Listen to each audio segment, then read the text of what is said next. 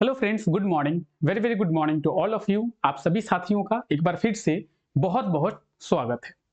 अभी हम लोग झारखंड के करंट अफेयर्स के बारे में डिस्कस करेंगे और झारखंड के सभी करंट अफेयर्स के बारे में बहुत ही अच्छे तरीके से समझने का प्रयास करेंगे। आज है 8 फरवरी, तो 8 फरवरी तक झारखंड के जो भी करंट अफेयर्स बने हैं उन सभी चीजों के बारे में अच्छे तरीके से डिस्कस करेंगे और विस्तार पूर्वक चर्चा करके सभी करंट अफेयर्स के बारे में समझने का प्रयास करेंगे। सबसे पहले आप लोगों का बहुत बहुत स्वागत है आपके अपने परिवार झारखंड एजुकेशन हब में। मैं हूं आप लोगों का जीएस एजुकेटर रितेश और सुबह 5 बजे हम लोग मिलकर झारखंड के करंट अफेयर्स के बारे में डिस्कस करते हैं। तो चलिए आज के इस क्लास को शुरू करते हैं। ये क्लास सभी एग्जाम्स के लिए बेनिफिशियल रहने वाला है। आप किसी भी एग्जाम की तैयारी कर रहे हैं, ये क्लास आपके लिए बहुत ज्यादा बेनिफिशियल रहने वाला है। तो चलिए आज के इस क्लास को शुरू करते हैं। सबसे पहले करंट अफेयर का क्वेश्चन कुछ इस प्रकार का है कि जलवायु परिवर्तन के जोखिमों के मामले में झारखंड के कितने जिलों को रेड जोन में शामिल किया गया है या फिर रेड जोन में रखा गया है। अब देखिए, क्वेश्चन तो बहुत सा सिंपल है, लेकिन इसका आंसर आप तब दे पाएंगे जब आपको इसके बारे में पता होगा। तो सबसे पहले इसके बारे में हम लोग पता करते हैं और उसके बाद हम लोग आएंगे और देखेंगे इस क्वेश्चन का सही आंसर क्या होगा।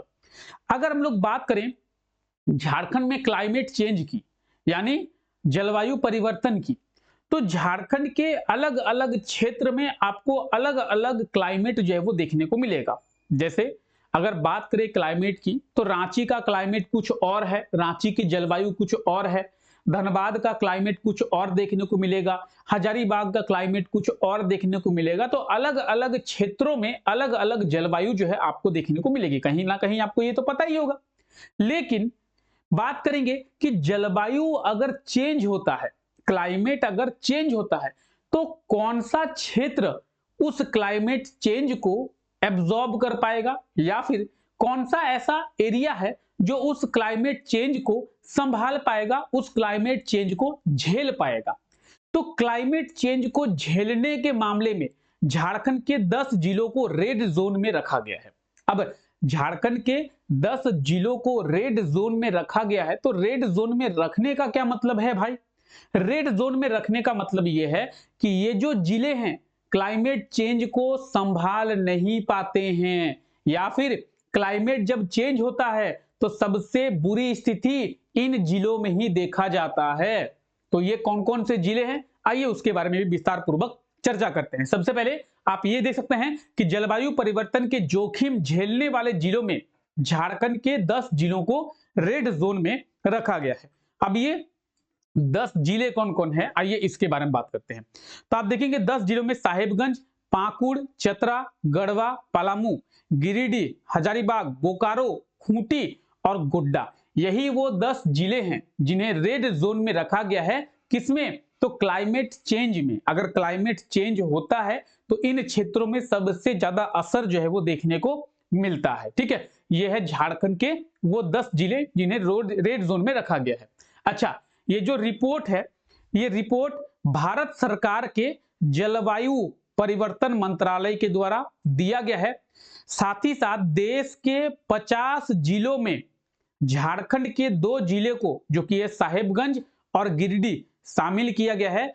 साहेबगंज को देश में 16वें स्थान पर रखा गया है, जबकि गिरिडीह को 49वें यानी 49th नंबर पोजीशन पे रखा गया है। तो ये सभी बातें हैं जो कि आप देख सकते हैं। आई होप कि सभी चीजें आपको समझ में आ गई होगी कि जलवायु परिवर्तन के जोखिम के मामले में झारखंड को कितने, तो झारखंड को कितने, झारखंड के 10 जिलों को रेड जोन में रखा गया है। ठीक है, आइए इसके बारे में विस्तार पूर्वक अब चर्चा करते हैं।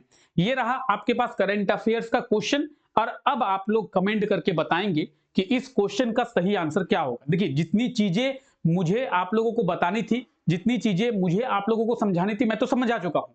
अब आप लोग कमेंट करके बताएंगे कि इस क्वेश्चन का सही आंसर जो है वो क्या होगा।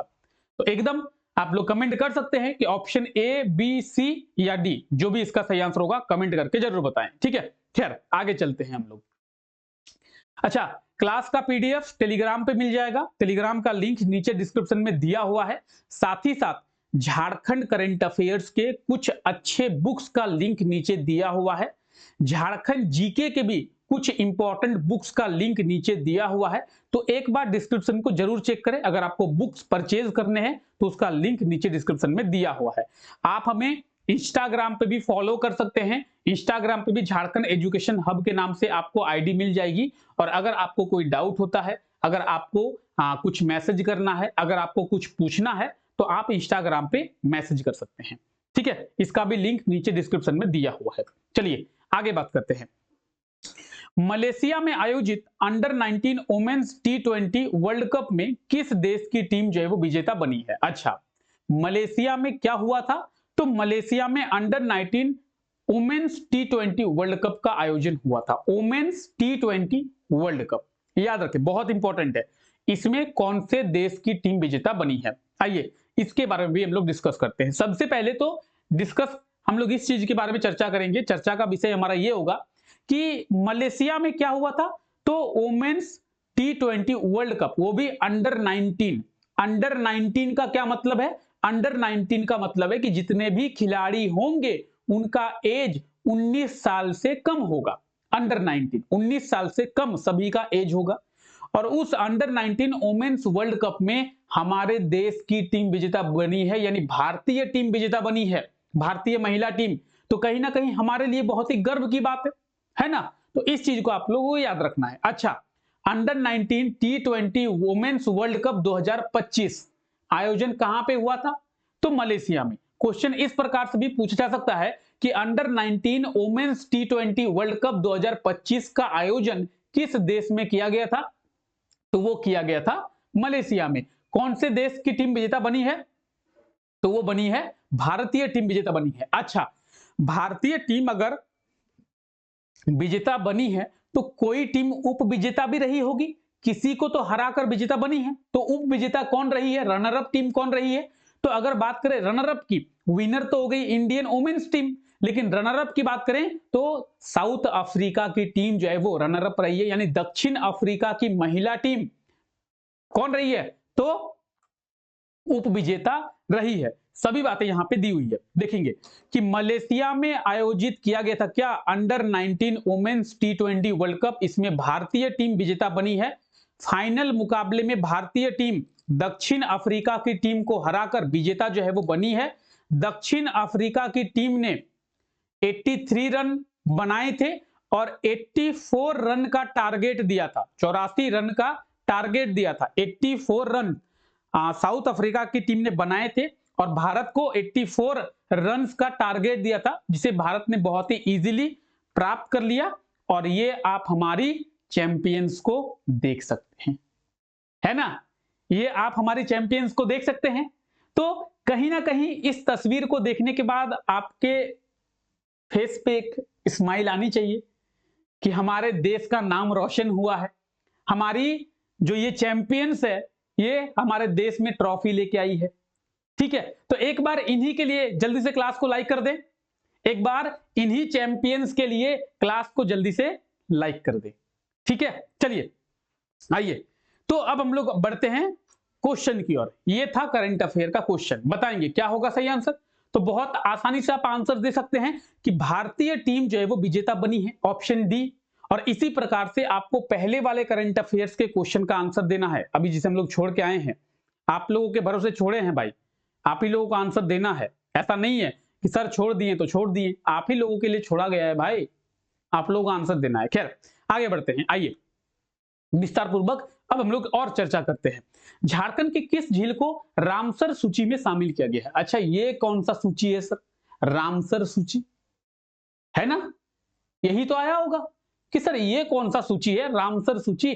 देखिए, जितने भी झील तालाब होते हैं, not only Jharkhand and not only India, पूरे वर्ल्ड लेवल पर, पूरे विश्व स्तर पर जितने भी तालाब, झील, नदियां होती है, उन सबको इंटरनेशनल पहचान देने के लिए, अंतरराष्ट्रीय पहचान देने के लिए रामसर सूची में शामिल किया जाता है।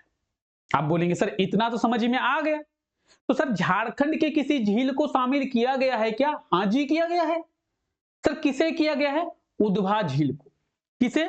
उद्भा झील को। अच्छा ठीक है, यहां पे तो हम लोग इसके बारे में बात कर लिए कि ऑप्शन ए बिल्कुल सही आंसर हो जाएगा, उद्भा झील। सर ये उद्भा झील है कहां पे? तो ये है साहिबगंज जिले में। ये आप देख सकते हैं कि साहिबगंज के उद्भा झील को रामसर सूची में शामिल करके एक अंतरराष्ट्रीय पहचान दी गई है। ये आप साहिबगंज के उद्भा झील को देख सकते हैं। अच्छा, कहीं ना कहीं उद्भा, उद्भा जब भी नाम आता है तो आपको ये याद रखना है कि झारखंड में एक वाइल्ड लाइफ सेंचुरी है। हमारे झारखंड में एक ही वाइल्ड लाइफ सेंचुरी है। आप बोलेंगे सर पूरे झारखंड में एक ही वाइल्ड लाइफ सेंचुरी है? नहीं, झारखंड में बहुत सारे वाइल्ड लाइफ सेंचुरी है, लेकिन बर्ड सेंचुरी, जिसे बर्ड वाइल्ड लाइफ सेंचुरी कहते हैं, कौन सा? बर्ड सेंचुरी, पक्षी अभयारण्य, झारखंड में एक ही बर्ड सेंचुरी है। आप बोलेंगे सर एक ही है? हाँ जी। कहां पे है? तो साहिबगंज में है। क्या नाम है सर? Udhwa bird century.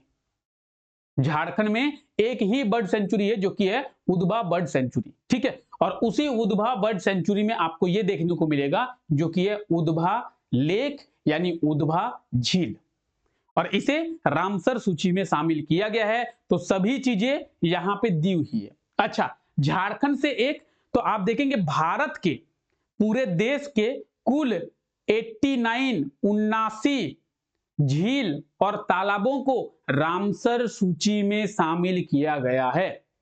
पूरे देश के 79, ठीक है, 79 नहीं 89 होगा, सॉरी 79 नहीं 89 होगा, 89 का मतलब होता है 89।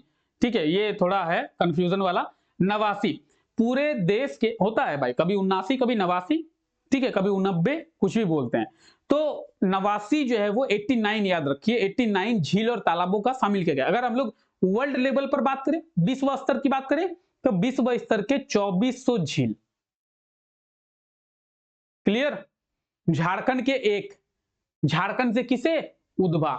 ठीक है, तो आंसर आप देख सकते हैं, करंट अफेयर का सही आंसर क्या होगा? Option A Udhwa. ठीक है, क्लियर है?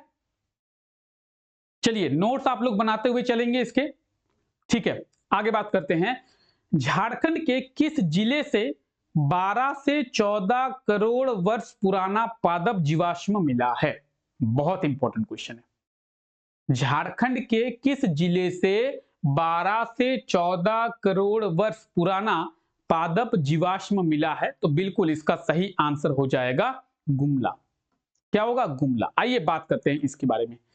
तो ये एक पादप जीवाश्म, पादप जीवाश्म का मतलब क्या है? पेड़ का एक अंश मिला है, पेड़ का एक अंश मिला है। ये आप देखिए पेड़ का अंश है, ये पेड़ नहीं है भाई, ये पेड़ अब नहीं है, ये पेड़ भगवान को प्यारा हो चुका है, लेकिन इस पेड़ के कुछ अंश हैं। जैसे ये आप लकड़ियां देख रहे हैं, ठीक है, ये आप लकड़ियां देख रहे हैं, तो ये लकड़ियां जो है वो क्या है?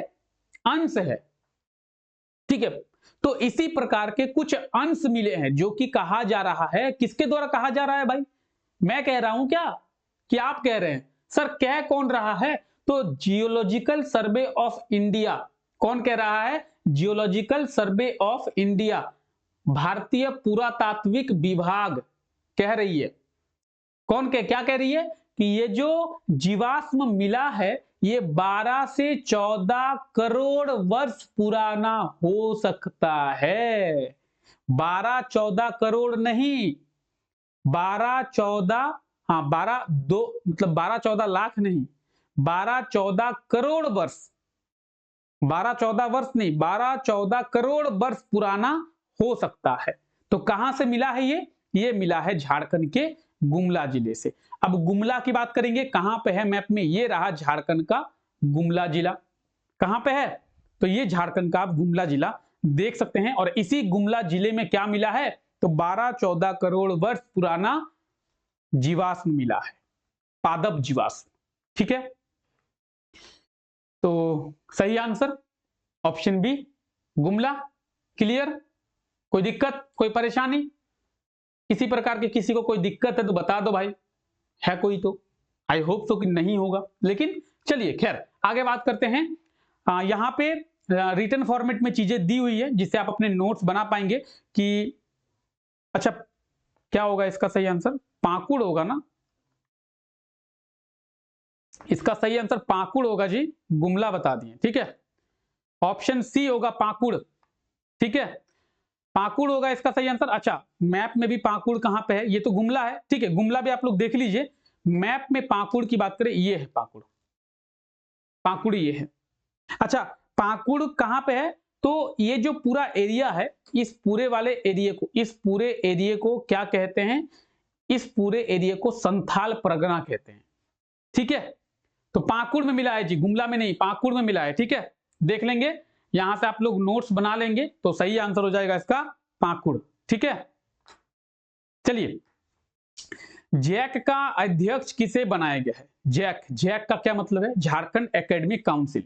आई होप कि आप लोग भी जैक के स्टूडेंट्स होंगे, आप में से बहुत कोई, देखिए यहाँ पे सीबीएसई का भी स्टूडेंट हो सकता है, लेकिन यहाँ पे मेजोरिटी जो है वो जैक के स्टूडेंट्स की है, ठीक है। तो अभी जैक की बात करेंगे, जैक का अध्यक्ष किसे बनाया गया है, जैक का चेयरमैन किसे बनाया गया है? तो झारखंड एकेडमिक काउंसिल का चेयरमैन बने हैं डॉक्टर नटवा हंसदा। कौन है ये नटवा? तो ये है डॉक्टर नटवा हंसदा, और आप देख सकते हैं तस्वीर में, इन्हें जो है वो जैक यानी झारखंड एकेडमिक काउंसिल, जैक का अध्यक्ष बनाया गया है। तो हम लोग ऑप्शन की बात करें, कहां पे है ऑप्शन में? ऑप्शन ए बिल्कुल सही आंसर हो जाएगा, डॉक्टर नटवा हंसदा। डॉक्टर नटवा हंसदा को जैक का अध्यक्ष बनाया गया है, जैक का चेयरमैन बनाया गया है, ये याद रखें। खैर, इसके बारे में आप देख सकते हैं, ये है जैक के अध्यक्ष डॉक्टर नटवा हंसदा। अच्छा, हम लोग बात कर रहे हैं किसके बारे में? तो जैक के अध्यक्ष के बारे में।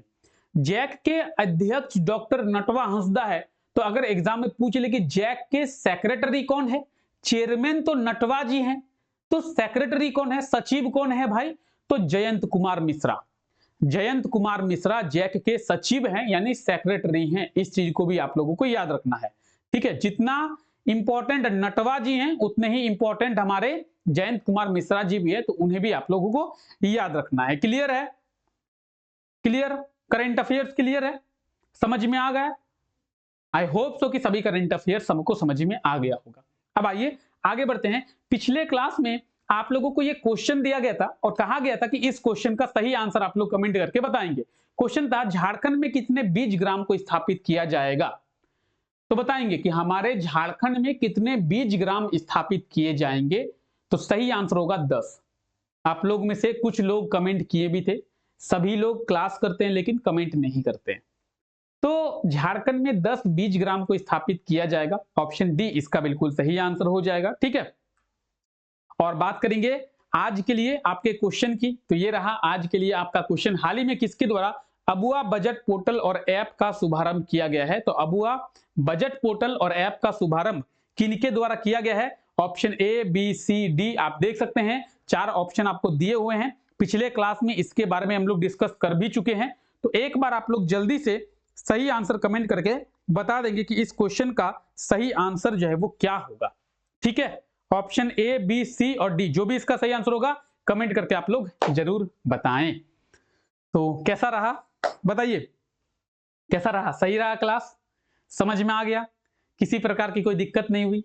ठीक है, तो चलिए एक बार क्लास को लाइक भी कर दें, ठीक है। और जितने भी ऐसे लोग हैं जो अभी तक चैनल को सब्सक्राइब नहीं किए हैं, चैनल को सब्सक्राइब करना ना भूलें। मिलते हैं आप लोगों से नेक्स्ट क्लास में, तब तक के लिए thank you, take care, bye bye.